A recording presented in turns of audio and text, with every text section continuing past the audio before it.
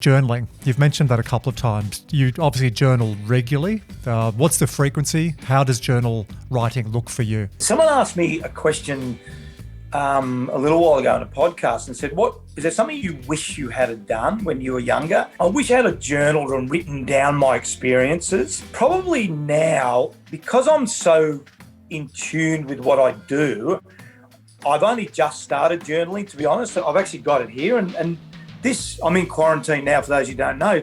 The quarantine's actually been really good for me to reassess as well.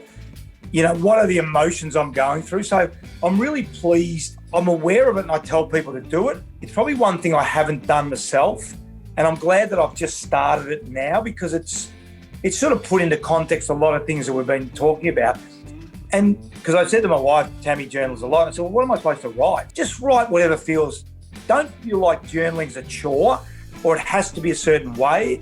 And Tammy said, just write what you feel. Yesterday, it's just an experience I had when I was a youngster. You know, my first game with the Nunawading Inspectors, I was 9 years of age and I just remembered it. I remember I was terrible at it. And I was really fearful. And what I learned through journaling yesterday, every time that I'd been faced with a challenge, I'd actually overcome it. And I wrote down just a number of different points. 2005, Andrew Demetrio, and we won the premiership. You know, 2013, my second game with Melbourne, we just got absolutely pummeled by West Coast Eagles.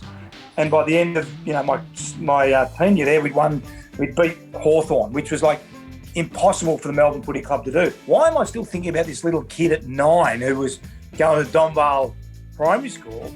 And it was the first hurdle I faced. I thought, I'm a really good basketball. I'm going to go down and play for the rep team and I'm going to kick their ass.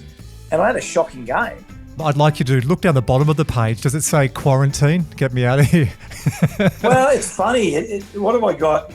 Learnings for me on yesterday.